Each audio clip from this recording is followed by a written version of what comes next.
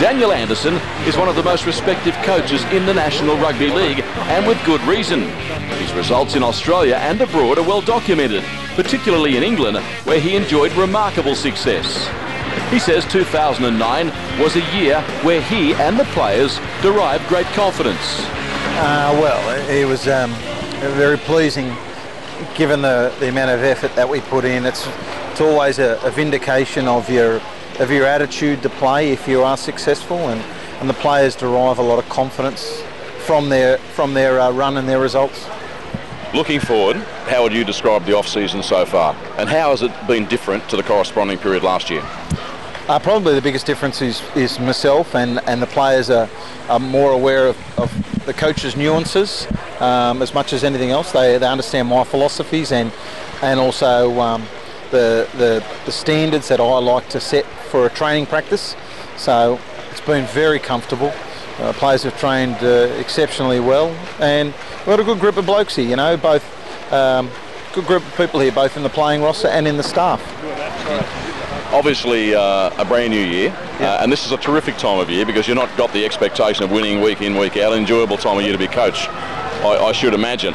Have you made any pertinent changes behind the scenes with personnel, assistant coaches and things of that nature? Probably the biggest one. You know, we've set up a high performance department, and an assistant coach last year, Matt Cameron, is heading that department, and Peter Sharp's come in as an assistant coach. I think the balance of our personalities in the staff is very complementary to each other.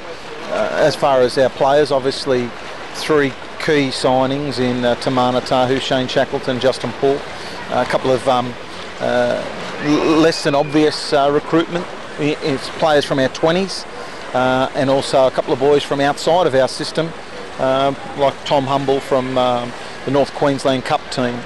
So, you know, we've had some, but everyone seems to fit in pretty well. So, you know, good stage of the year, as you said. Appreciate you might not want to give too much away, but I have to ask, in terms of actual athlete preparation, is there a different approach this year?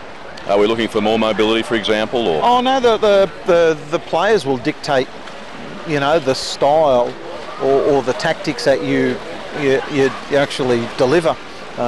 You know, I've got some ideas, and so have our staff on preparation of players, but it depends on the cattle you got and the players that you have, that you put on the field week to week, is what you can actually throw at the opposition. You know, I don't want players to step outside their level of comfort or the parameters of their skill set to try and deliver something that is too difficult. Or, you know, I'd rather them be comfortable in what they do and do it the best of their ability.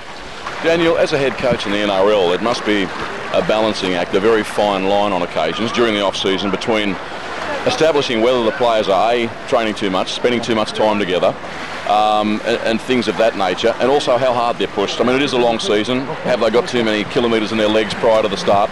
And all those things. It can't be easy. It's not, but experience gives you that, you know, that knowledge. My experience as a head coach and scheduling and planning.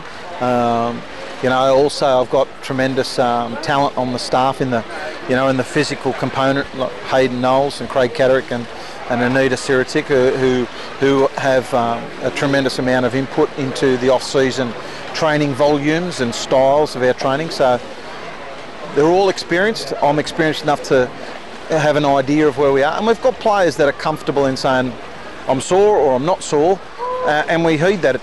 You know, heed that communication. The brand of football the Eels will play in 2010, you may not again want to give too much away, but are we likely to see major points of difference to the 2009 model, which was obviously very successful? It'll be different because I have different players. It'll be similar because I've got a lot of similar players. It's as I said, it's very difficult for me to say, well, this is how we're going to play. You know, we will have a philosophy on trying to play rugby league and set a style that our fans enjoy and warm to.